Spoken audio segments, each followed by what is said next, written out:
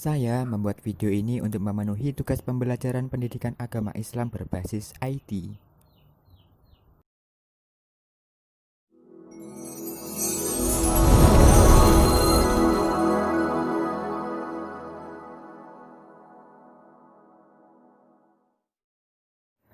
Halo anak-anak, apa kabar hari ini? Apakah kalian sudah siap memulai pembelajaran? Hari ini kita akan memulai pembelajaran dengan mengenal kisah kelahiran Nabi Muhammad SAW. Hayo, siapa yang tahu kisah kelahiran Nabi Muhammad SAW? Oke, baiklah, langsung saja kita mengenal kisah kelahiran Nabi Muhammad SAW. Mekah yang semula hanya ditinggali oleh Hajar dan Nabi Ismail, seiring dengan berjalannya waktu berubah menjadi sebuah negeri yang besar. Berkat doa Nabi Ibrahim, negeri itu sungguh mendapatkan berkah dari Allah. Masyarakatnya pun hidup dalam kecukupan dan sejahtera.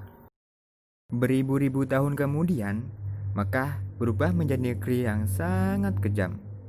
Sebagian besar masyarakatnya mulai melupakan ajaran agama yang benar dan berganti menyembah berhala-berhala yang mereka ciptakan sendiri.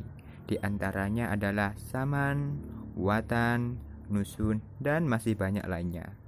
Semua itu adalah Tuhan yang mereka ciptakan dari batu ataupun kayu dan logam. Bukan Tuhan mereka saja yang berubah, sifat dan perilaku masyarakatnya pun juga berubah.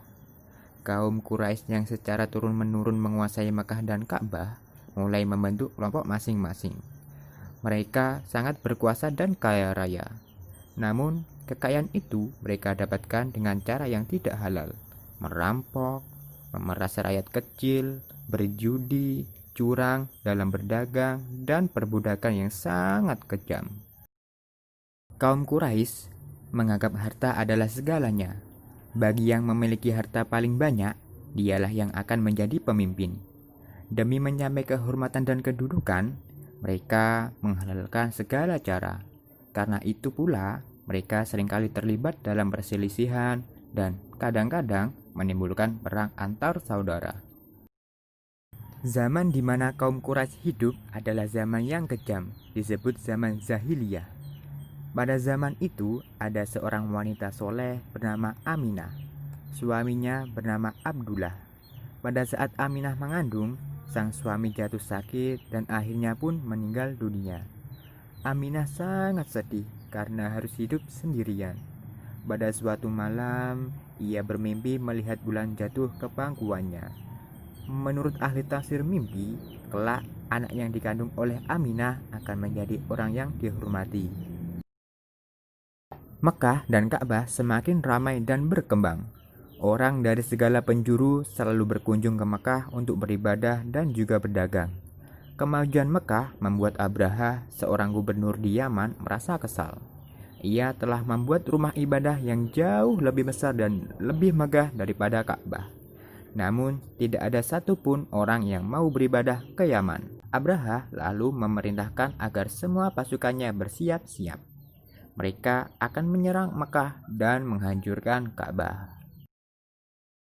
Abraha dan pasukan bergajahnya menyerbu Mekah dengan penuh kesombongan.